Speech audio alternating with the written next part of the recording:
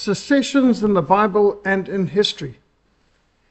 When people think of secessions, the first question should be, well, is it biblical? Moses and Aaron came into Pharaoh and said to him, "Thus says the Lord God of the Hebrews, how long will you refuse to humble yourself before me? Let my people go, that they may serve me."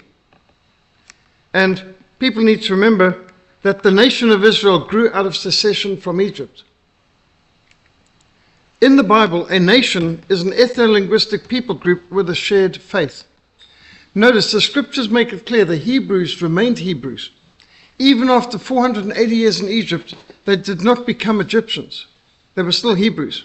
So the nation was separate from the geographic place where they were born. We're not geographic accidents, we're demographic descendants. I mean, people have said, well, what if you were born on board ship in the middle of the Atlantic? Well, you're the nationality of your parents, obviously. Look also at the secession of the 10 northern tribes of Israel from Judah and Benjamin. In 1 Kings 12, we read of the secession of the 10 northern tribes from the United Kingdom of Israel. After the reigns of King Saul and King David and King Solomon, the United Kingdom was divided. When Solomon's son Rehoboam foolishly dismissed the wise counsel of the elders who had served his father, Solomon. Instead, Rehoboam chose to rather listen to the irresponsible advice of the young men who had grown up with him. And as a result, he arrogantly dismissed the petition of his subject, and he threatened to tax them even heavier and to burden them with even more oppressive laws than they had ever experienced before. Extremely foolish. Now, when all of Israel saw that the king did not listen to them, the people answered the king, saying, "What share have we in the house of David? We have no inheritance in the son of Jesse. To your tents, O Israel. Now see to your own house, O David." So Israel departed to their tents. So Israel has been in rebellion against the house of David to this day. There was none who followed the house of David but the tribe of Judah only.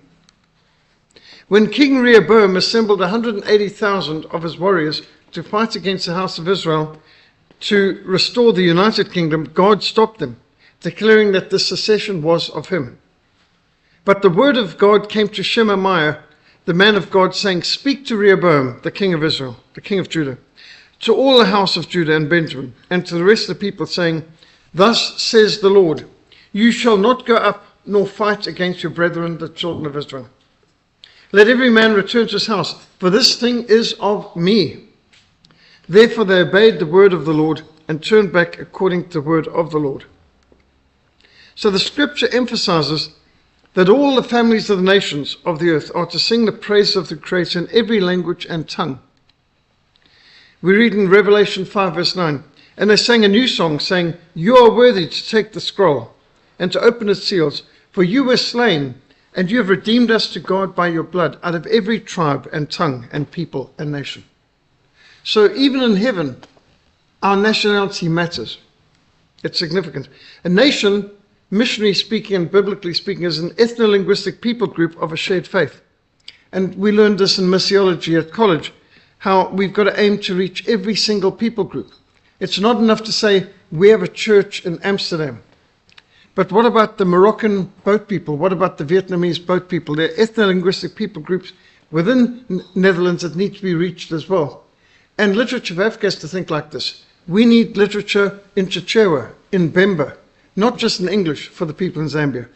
We need literature in Shangaan or Tsonga for the people of southern Mozambique, and Lomwe, northern Mozambique, and Makua, and so on. You've got to think in terms of the ethno-linguistic people group of every nation. There's got to be churches amongst each for the scripture to be fulfilled. But unfortunately, many today are confused about the concept of nations. And this could be because there's a group of state representatives in New York calling themselves the United Nations. Of course, most of them have no legitimacy at all. The United Nations is the largest collection of unelected dictators, mass murderers, drug traffickers, human traffickers on the planet. I mean, most of these people are nothing other than gangsters with flags. They're not representing nations at all. And the United States deludes itself that it is one nation under God, indivisible. Now, why 50 states in a voluntary union should consider itself indivisible seems inconceivable to most of us in the world. Yet Americans are expected to make this pledge on a regular basis. One nation, under God, indivisible. Well, Abraham Lincoln waged a ruinous war, which over 650,000 people died to preserve the union of what was meant to be a confederation, and to force people to stay within the union when they protested his policies by seceding. Since that war between the states concluded in 1865, America has become more and more centralized, with the central government overruling the state on such matters as legalized abortion, state-mandated education, which in our lifetime, in fact in this year, has been reversed by President Donald Trump. He's put abortion back to the local states, as it was pre-1973. And state-mandated education, he's closing down the National Department of Education and putting it back into the hands of the local states, which is a good thing. But Lincoln, and I might add Jimmy Carter, started the Department of Education, National Education, which hasn't educated a single soul, as Donald Trump has pointed out. They've wasted billions and billions of dollars, and the state of education throughout the United States has plummeted under it. They're not educating, they're in fact doing more brainwashing. You know, Heather has two mommies and all kinds of LGBTQ nonsense and transgenderism. By the way, notice here, here's one of the mass murdering dictators of all time, Fidel Castro, standing cap in hand, reverentially, respectfully before his idol, Abraham Lincoln. When I was noticing that in Cuba, they've got the Abraham Lincoln Boulevard, Abraham Lincoln High School and so on. Asked the Cubans, how can you have streets and schools named after capitalists? Said, no, Abraham Lincoln was a comrade. He's one of us. And the Communist Party USA, Abraham Lincoln is their patron saint. When they have events, they've got massive, huge pictures of Abraham Lincoln. They'll have Lenin, they'll have Karl Marx, but they'll have always central Abraham Lincoln. He's the American communist icon. Interesting. And what does this temple say here?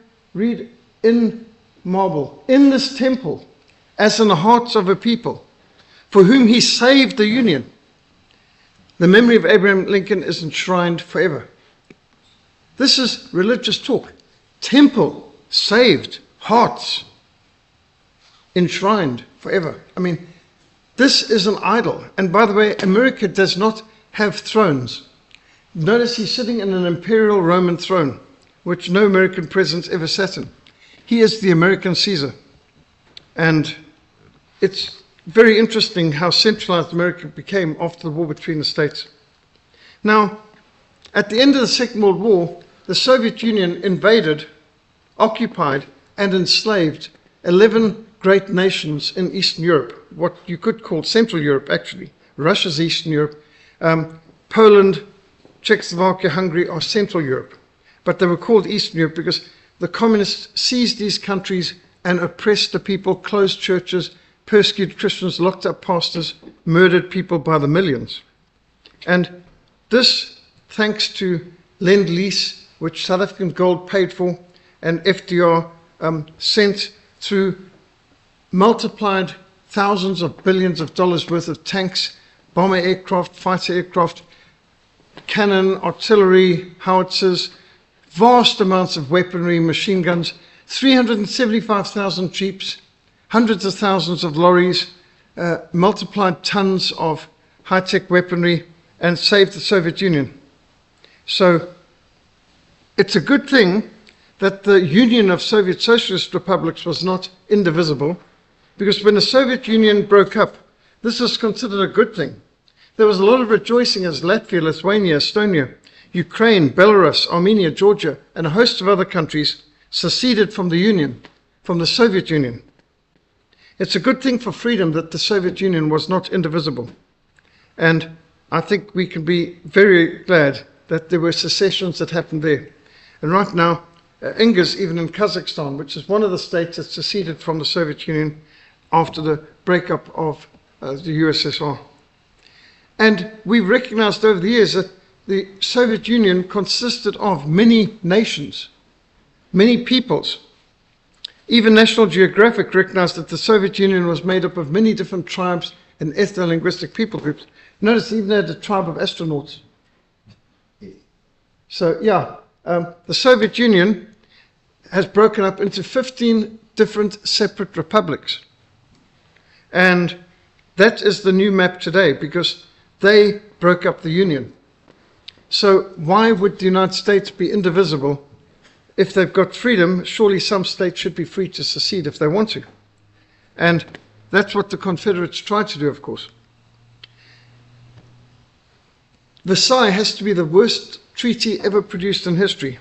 There never was a concept such as Yugoslavia or Czechoslovakia before the vindictive and destructive Versailles Treaty. The Versailles Treaty of 1999 must be the worst treaty ever produced in history. And those entities of Czechoslovakia and Yugoslavia don't exist now either. They were a figment of the Versailles Treaty's imagination, and they didn't survive the fall of the Soviet Union. They were bad ideas from the beginning. Free and independent nations have broken away from those communist empires. Just take Yugoslavia, for example. The first time I went to Zagreb in Croatia, I was told by the people, we are going to secede from Yugoslavia. And I thought, that sounds like a nice idea, but it can never happen. That's impossible. I mean, Yugoslavia was a monolithic, oppressive, totalitarian dictatorship. Yugoslavia means the land of the South Slavs, but it included Slovenia and Croatia, which were definitely not Slavic. In fact, Slovenia and Croatia were part of the Austrian Empire. They were Germanic. Their language, their culture is Germanic. They're not Slavs. However, the fragile political entity called Yugoslavia was composed of 6 republics, 5 nationalities, 4 languages, 3 major religions, 2 alphabets, and I might add 2 calendars as well, but only 1 political party, the Communist Party. From 1945 to 1989, only 1 political party was allowed in this very diverse nation. Well, nation's not the right word. See, I slipped into it. It's a country or an empire, but it wasn't a nation. It was 6 nations.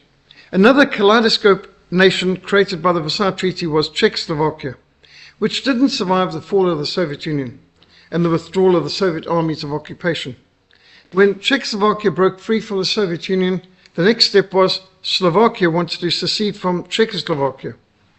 And they did so peacefully after a referendum, and it's called the Velvet Divorce, because nobody died. It was a peaceful secession. But Slovakia used to be part of Hungary in the Austro-Hungarian Empire. The Czech Republic used to be part of the Austrian Empire.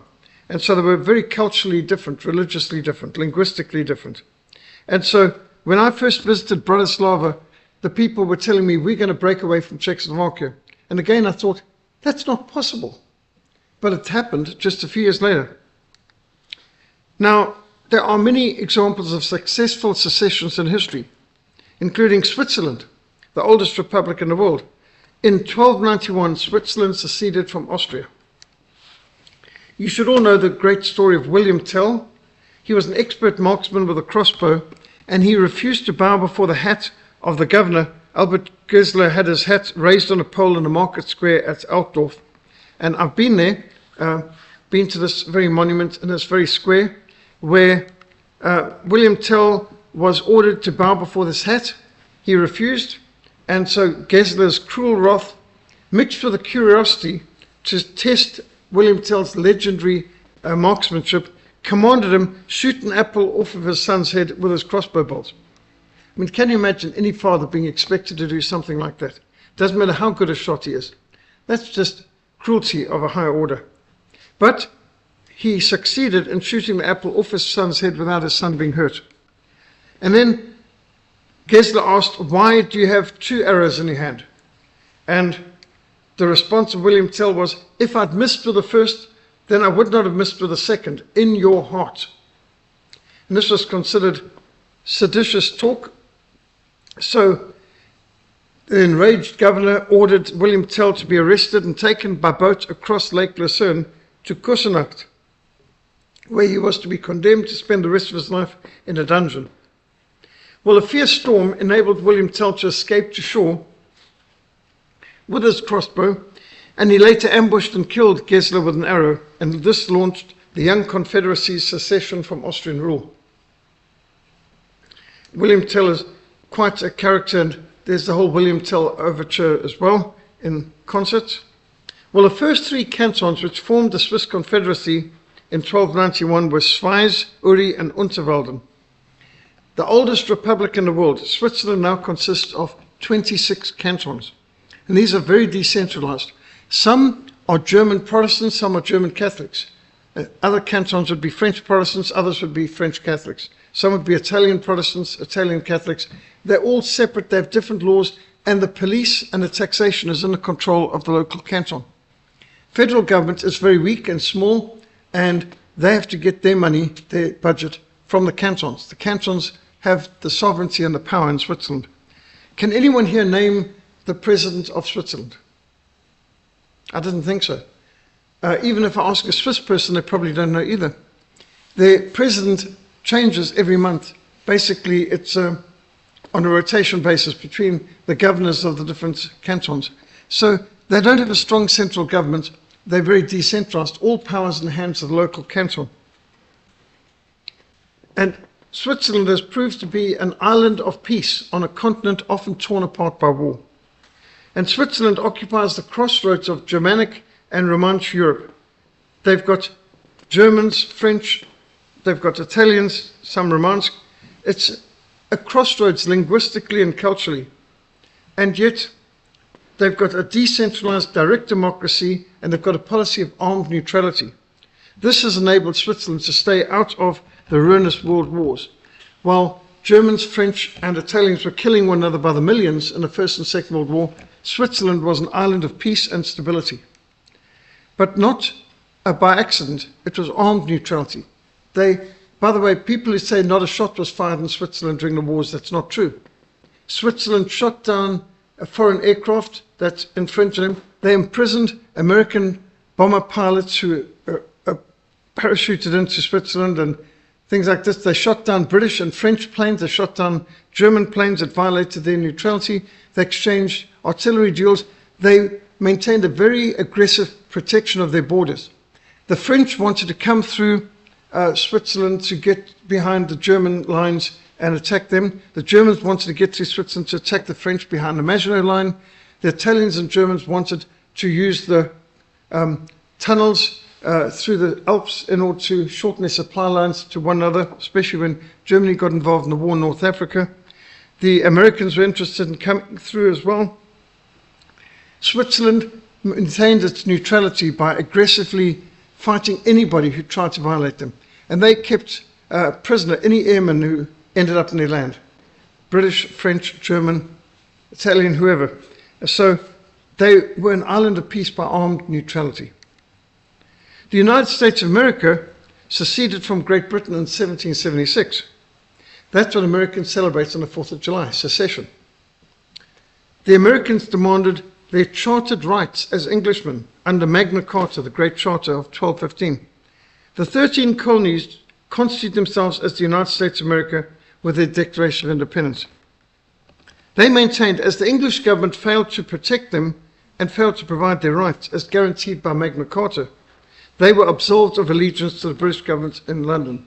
Because as we owe allegiance to our government owes loyalty and protection to us. And if the government doesn't protect its citizens and serve its citizens, then the citizens are absolved of allegiance to the government. That's the principle of Magna Carta and of In Defense of Liberty Against Tyrants, and a whole host of other great books like Lex Rex, The Law is King. There were other successful secessions. Did you know that Netherlands was once a colony of Spain? Prince William of Orange, after whom our Orange River is named, seceded from Spain. He led the Netherlands in a secession war, which began in 1568, and it ended successfully in 1648. 1648, Netherlands secession was recognized finally by Spain, just 4 years before the Netherlands sent Jan van Riebeeck to the Cape to found the Cape. So that's why we have the Orange River, that's why we had the Orange Free State, that's why we have orange in the old Oranje Blanje Blauw flag, because of the Prince of Orange. Prince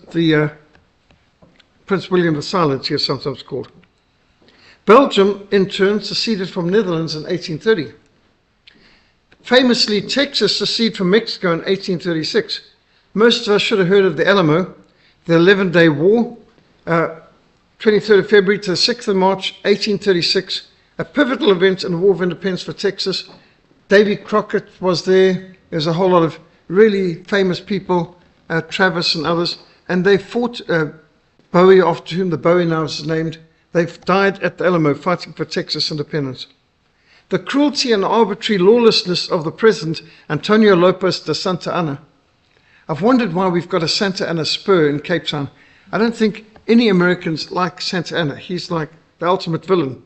But we've got a Santa Ana spur in Cape Town. Can you believe it?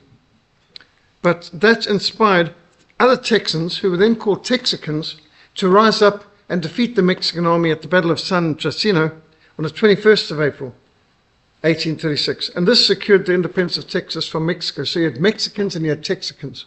And the Texicans seceded from Mexico. And that was in 1836.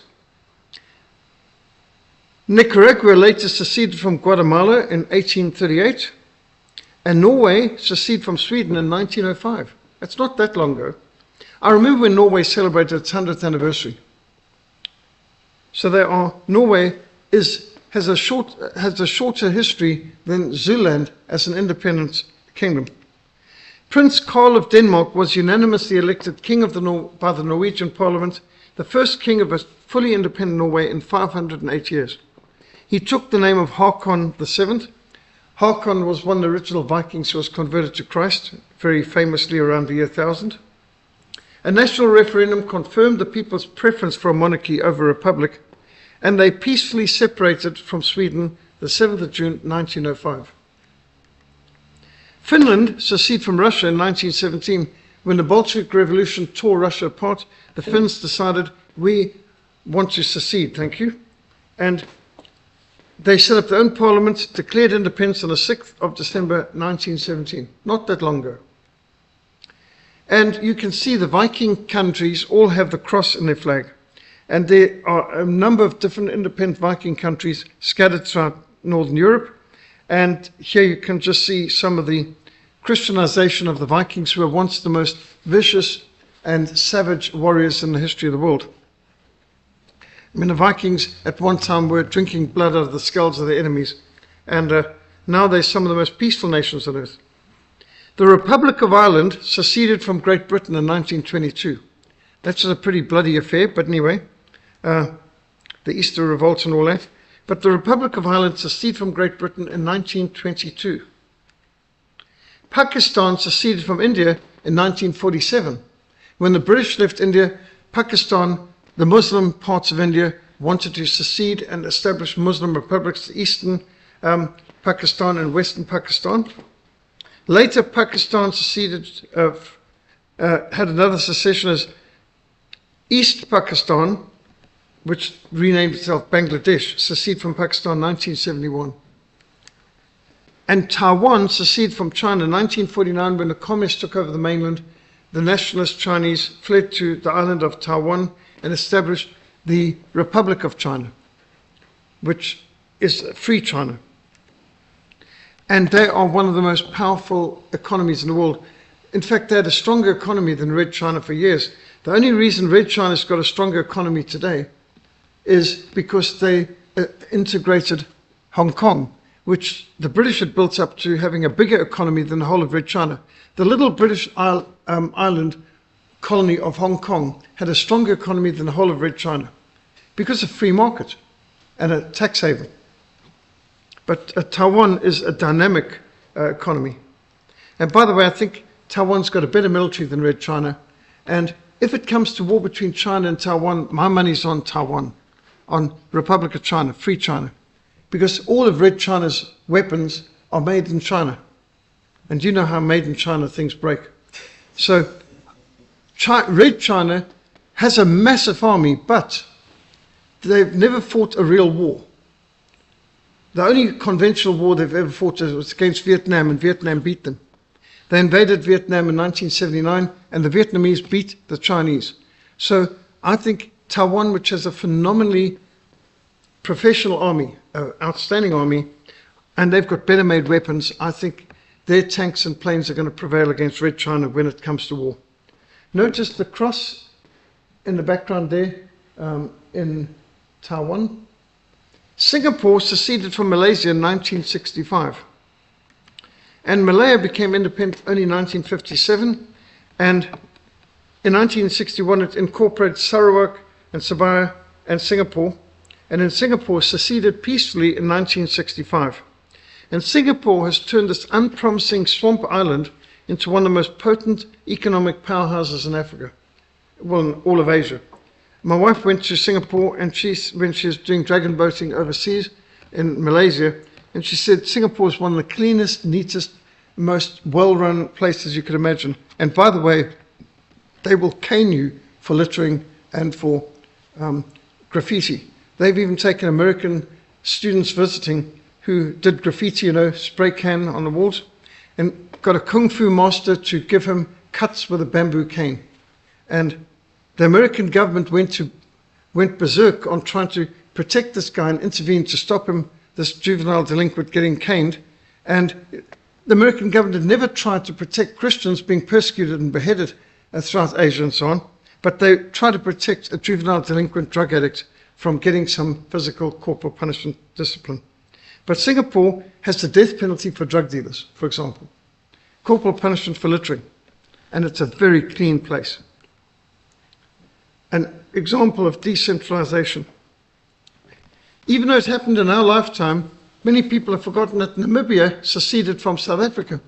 Southwest Africa was the 5th province of South Africa for years and years. For the first half of my life, Southwest Africa was our 5th province, and we would even have, like the rugby and cricket matches would be between these 5 provinces. You'd have Southwest Africa competing against Orange Free State, Transvaal, the Cape, Natal, and so on. And Rhodesia, mind you. But Namibia seceded from us in 1990. And by the way, they also gobbled up Walfish Bay, which was meant to be part of the Cape province. And without the people of Walfish Bay having a referendum, they just forced them to be part of Namibia. And interestingly, Namibia is doing better than we are right now. They've got lower crime, they've got a better economy, less unemployment. A whole lot of things are going better there. So when people say the Cape can't secede, well, why not? We've got a larger population, a better economy than even Namibia, and Namibia is doing quite well. Well, my personal involvement in secession has been mostly focused on Sudan. I've worked in Sudan, over 27 missions behind the lines in Sudan, especially going behind enemy lines into the Nuba Mountains, preached at the battlefronts, and when I started working there, it became clear to me the only hope for peace in Sudan was secession, because the Arab North dominated the Christian South. There were far more Arabs and Muslims in the country than Christians, and the Christians were treated like second-class citizens, persecuted and slaves, beaten, bombed. And I had to point out to their leader that unless you redraw the map, you will be doomed to a never-ending war. And he said, it's a good idea, but it's impossible. Commander Silva Keir of the SPLA said, we can only fight for autonomy. We've got no chance of independence because the African Union has never allowed the borders agreed to at the Berlin Conference 1885 to ever be changed. And I said, you will always be an oppressed minority and slaves unless you redraw the map to where you're the majority. And then you've got a chance.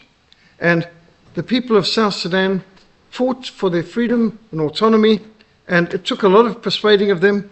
Many Bibles smuggled in. We smuggled in hundreds of thousands of Bibles and Christian books into Sudan, flying behind enemy lines and no-fly zones.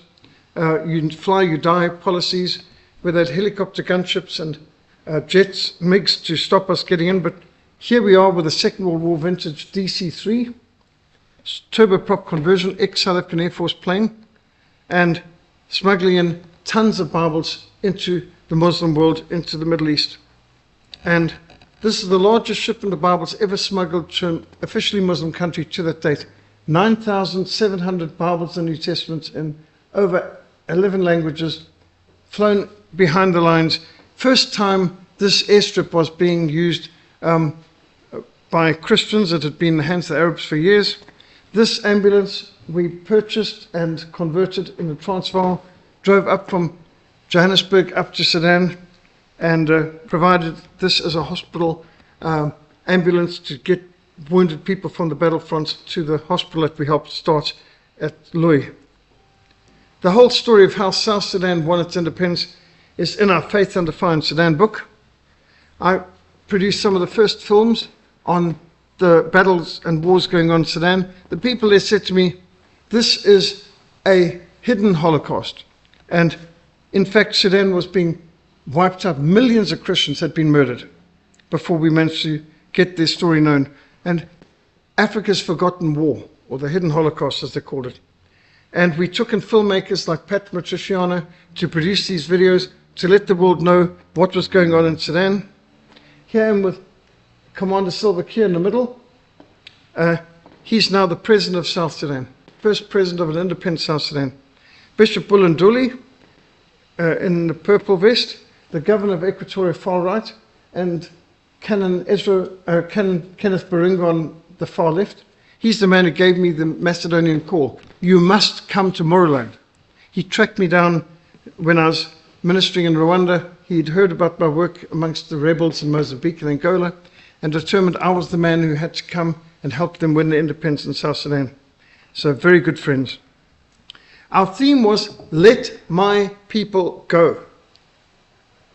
Now, I don't know if you can read the other banners back to front, but wake up, it is time for secession. Let my people go is a good biblical theme.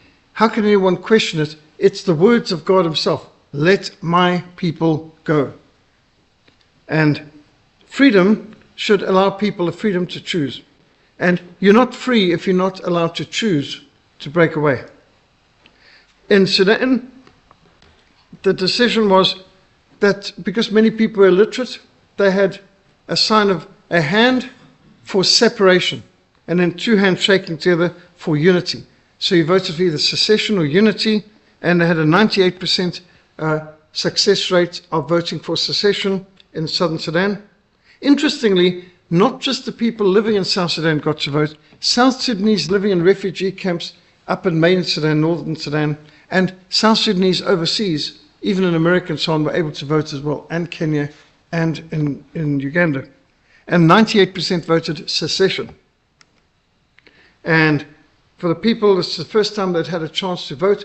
They never voted to join Sudan. They were just bullied, pushed into it. When the British left, the missionaries were pleading, make South Sudan part of Kenya or Uganda if you don't want to give it independence, but don't put them under the Arabs. The Arabs will just enslave the people, as they've done for centuries. And now, 60 years later, the people got their freedom.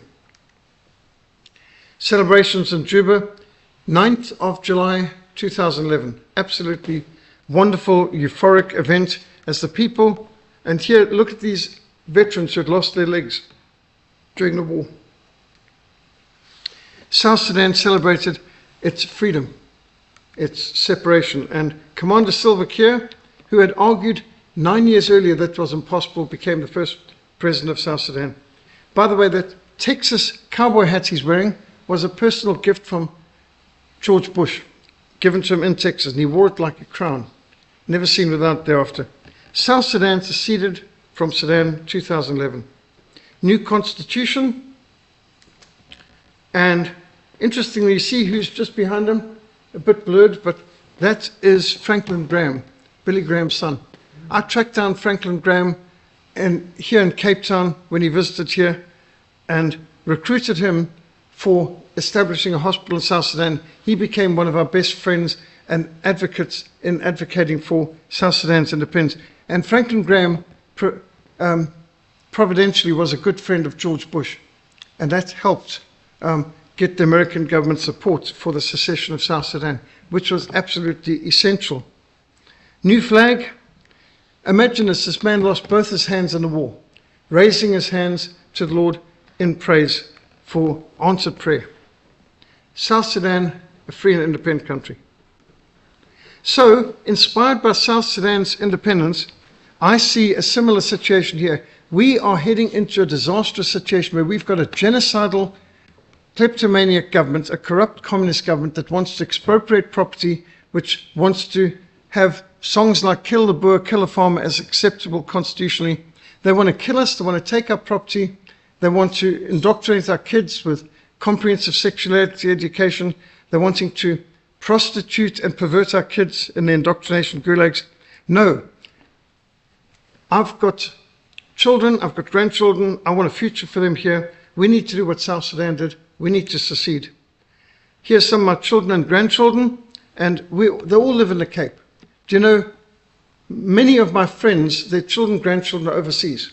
They've got to go to Canada or to Australia or New Zealand to see their children. Fortunately, all my children live here. 3 years ago, all my children and grandchildren lived in my home. And I want a future for them. And of course, the Cape has got hope. We are the Cape of Good Hope. We climb mountains regularly, and I know it's a big, steep climb, but we can do it. We can win freedom for the Cape. And God has raised up a Cyrus for us, an international friend who is sympathetic to the cause of Cape independence. And Donald Trump has got his eye on South Africa. He's targeting the people who are targeting us. He's expressed lots of interest. In fact, one of his people from the White House said to me, Donald Trump has tossed you a softball, knock it out of the park. In how he exposed our president and what's going on in this country in the Oval Office earlier this year, he's tossed us a softball. It's an easy underhand toss. All we have to do is bat it out of the park, to use a baseball term. Well, this is the way. Freedom, secession, self-determination. We can get to the top of this mountain and we can win independence for the Cape. Now, the Lord is the Spirit, and where the Spirit of the Lord is, there is liberty. You see behind me, we've got a bell here. This is called the Liberty Bell. It's a model of the Liberty Bell we had in Rhodesia, which is modeled on the Philadelphia Liberty Bell in America, which has on it this very verse. Where the Spirit of the Lord is, there is liberty. The Cape of Good Hope has always been different. We're at the crossroads of East and West. Do you know, William Carey passed by here on his way to India, the father of modern missions, and passing by Cape Town, he said, we need to organize a World Missions Conference at Cape Town. Now, he recommended this in 1810, a World Missions Conference. It was another 100 years before there was a missions conference. The first missions conference in the world was 1910 in Edinburgh. But in 2010, we had a World Missions Conference held in Cape Town 2010. And I never had to travel such a short distance to go to a missions conference. And I was the only one there pointing out to people, this is a fulfillment of William Carey's vision 200 years ago. This is the 100 years after the world's first missions conference. And most people seem to have lost their history and didn't even know about that. Well, right now you've got a choice. You can go down with the US, with the ANC Titanic, or you can launch out an independent Cape of Good Hope lifeboat. Do you know the difference between the ANC-run Titanic or the ANC-run South Africa and the Titanic? When the Titanic went down, all the lights were on. So, I believe we need to free the Cape, and the term that's been coined is Cape Exit. Psalm 27, the Lord is my light and my salvation. Whom shall I fear? The Lord is the strength of my life. Of whom shall I be afraid? Though an army should encamp against me, my heart will not fear. Though war may rise against me, in this I will be confident. We've set up a capeofgoodhope.africa website, well worth visiting. A lot of videos and links and galleries there, good pictures. And I've produced the book, A Case for Secession. Even the cover proves the point. It's got the flags of 23 countries that were successful secessions. On the back cover, we've got the image of the Swiss flag. You know, when you've got a plus on your flag, that's very positive. Switzerland is a positive country. And inside the cover, we've got the example that I think proves our point. The flags of 23 countries that have successfully seceded, the date they seceded and from whom they seceded. Starting with Switzerland, ending with South Sudan, the youngest country in the world. And providentially, we've suggested that the Cape of Good Hope could be the next. Of course, the Kingdom of Zululand might beat us to it. They're also angling for secession. I think there's quite a few secession movements around the world. Alberta is wanting to secede from Canada right now as well. So there are other groups that might beat us to it, but providentially, the Cape of Good Hope could be the next independent country in the world. By the way, Johann Steenhuisen said a while ago that secession is stupid and unworkable. To which I responded, is Switzerland stupid and unworkable? Is the United States stupid and unworkable? They results of secession. What about the Netherlands? They results of secession. What about Singapore? One of the greatest economic powerhouses in the world. They're results of secession. What about Namibia? And so on. So nothing like facts to ruin a good narrative. And so I think we prove our point. Now, we've translated the case secession book into Afrikaans, Die Reg op Kaapse Onafhanklikheid. This is being finalized right now and will be at the printer soon. So by God's grace, we'll have this available in Afrikaans soon. We've got the English copy here at the front for those who are interested. So, Cape Independence. Notice the anchor has been a symbol of Cape Town from the very beginning. And so that's why we sang at the beginning, we have an anchor. You'll get a lot of audio visuals on the capeofgoodhope.africa website. And we'll have a DVD available of this presentation to upload it to our YouTube channel. So we're a bit of an island of peace and sanity in a country of chaos and failure. And the mountains around the Cape give us a lot of inspiration. Table Mountain, I spread a table before you in the presence of your enemies, the 12 apostles, Lion's Head, Jesus is the Lion of the tribe of Judah, Signal Hill. There'll be a signal to the nations. When the enemy comes in like a flood, God will raise up a standard which the righteous can repair. We've got such magnificent mountains and scenery around here. God has put at the tip of Africa a place, a refuge for Christian civilization, the oldest building in the southern hemisphere, the Castle of Good Hope.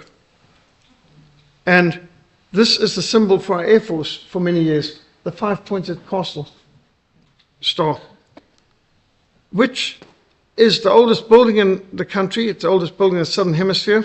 It was the first place of worship. And here you can actually see not just the gate, and the bell tower,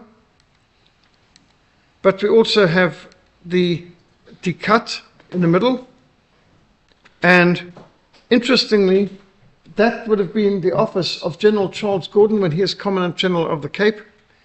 General Charles Gordon is one of the most dedicated evangelical Christian generals of the Victorian era. He's the one who identified the garden tomb where we go to see the empty tomb of Jesus in Jerusalem. The people of the Cape objected to General Gordon because he was pro-Zulu and pro-Boer. During the Anglo-Zulu War and the First Anglo-Boer War, General Gordon said, well, the Boers and the Zulus were in the right, the British were the aggressors, and the people in the Cape were so outraged to have a general who could be sympathetic to the enemy, and they basically pushed him out. And so he was without a job, and he went to Palestine, which was then under Turkey, and he did archaeological investigations and Bible study, and he identified the tomb where Jesus was buried, and he identified the hill of Golgotha. Now, up till then, the Catholics had not done Bible study or archaeological research because they had a monk who had a vision. This is the place. And then they built some edifice, massive constellation of chapels and so on over the sites, so you couldn't even recognize them. And so Protestants don't go to the place the Catholics and Orthodox go to, which were identified by visions. They go to the place that General Charles Gordon identified, once Commandant General of the Cape. By the way, another interesting thing, when King Keshwe of the Zulus was imprisoned in the castle, the British government said, throw him in the dungeons, clap him in irons.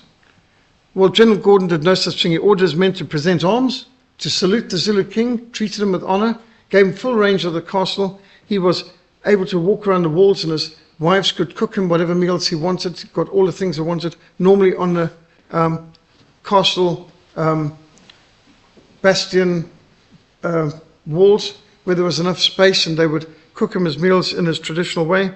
He saw that King Keshweo heard the gospel. He had translators explain the gospel to him. He prayed with him. He arranged a meeting with him and Queen Victoria, who, impressed by the injustice done to him, gave him back his kingdom. A bit late, but still, at least the indication was there. And this is where the governor made his different proclamations. And yeah, there's the stairs leading up to the Commandant General's office. I've been marched up there as well, taken on orders by the Commandant.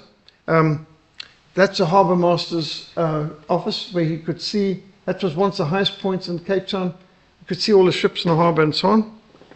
So I've taken many a guided tour to the castle. Fascinating place to be. Lots of interesting things. If you've seen the film The Book of Acts, done by the people who did the Matthew's Gospel, this is where the baptism on day of Pentecost will take place in the film. This is the old dolphin pool. We've had tattoos of Scottish dancing at the castle. My daughters have even been involved in some Irish dancing on the lawn here at the castle. At one time, we had all the flags that the castle had been under, from the Dutch flag through the Union Jack of the United Kingdom to the Great Britain flag later, to the old South African flag, to the new South African flag. But some ANC officials seemed to hate history and they took down these historic flags. We've had many a guided tour at the castle, and sometimes we've had other tourists joining us. And I've even had tour guides with the tour guide badges joining us, saying to me afterwards, "How did you know this? Where were you trained?" And I said, "No, I've just read books." And the official tourists don't know the history that we've got because they're just trained by the government and they've only got one narrative, and it's all apartheid. And there's nothing else there. There is no other history. And so I think to know our history at the castle is seriously important. It's a great and fascinating monument to our history. But that's the Cape as a heritage. We've got, just here, look at the old Cape Town. This is what Blouberg Strand used to look like. There used to be massive herds of springbok where Table View and Blouberg Strand is today. And look how much forest there was on the slopes of the mountain back in the past. And look here on the N2 Settlers Way, how much forest and trees we had before the Ministry of Deforestation destroyed. This is what the N1 used to look like, by the way. My mother says in 1963, as she was driving up to Johannesburg with my father and regularly had to get out the car to open the farm gates on the N1, which was often gravel, in order to proceed further down the N1. And it's hard to imagine how everything has developed over the years. You just think how high some of these trees are now. By the way, the Cape, before the waterfront, we used to have the promenade. And people used to walk on the promenade. That was pretty common, Sunday afternoon activities and so on. The promenade pier in Cape Town. That's now under the waterfront. Look how much forest we had. And do you see the trees all the way along? I remember when the whole of Signal Hill and the slopes of Lion's Head were covered in forest. There you can see how high the forest went. And this is where the promenade pier used to be, but then they reclaimed the land so much that that's all lost. When my parents first came to the Cape, they were traveling by boat. They said it was very impressive. And the people would come onto piers to welcome the ships or to say goodbye to people.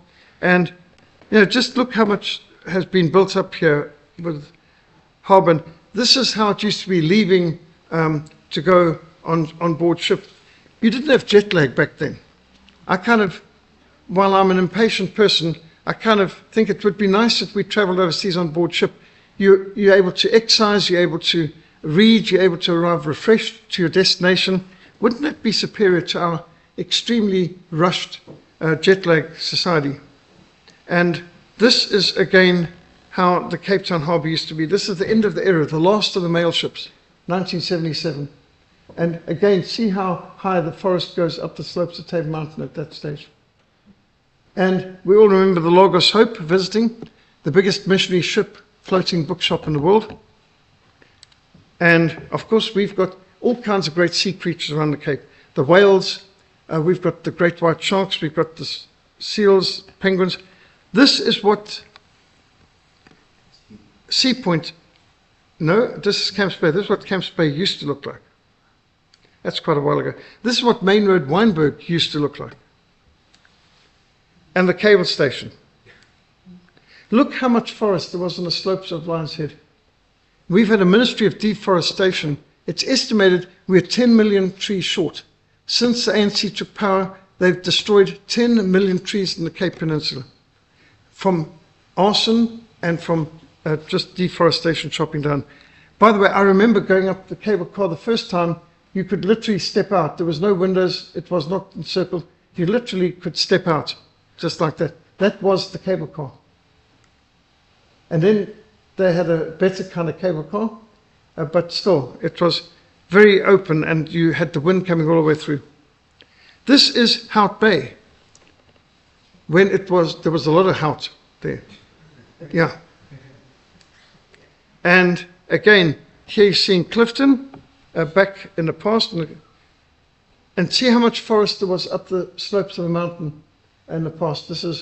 And remember, this is still when they had the statue of the man who founded the university and paid for it, who bought up the whole of Newlands Forest and donated it to people of the Cape as a sanctuary forever. And then they went hysterical. One day, we've got to get rid of this statue. I remember in 2005, I was standing right by that statue, just before the roads must fall insanity began, and I was waiting for our pro-life truck to come up, a pro-life trailer. I wanted a picture of a pro-life trailer on the steps of Jameson Hall with the mountain behind, just a nice photo op. And to amuse myself, I was asking the people walking past, do you know whose statue this is? No idea. Students, faculty, lecturers had no idea that was the statue of the man who founded the university. A few weeks later, everyone was traumatized. They couldn't study at the university without the statue being toppled. First wrapped up in garbage bags and then removed. And it just shows how fickle the mob can be. You know, how unreasonable. Why would you have a statue of the founder of the university outside the university? This is what downtown Cape Town used to look. And again, you can still see how much forest there was around Lion's Head and how high up. I remember this distinctly because my first hike up Lion's Head, I ran down the side, having to use the trees to stop me. You know, you're getting momentum running down. You hit a tree. Okay, next one.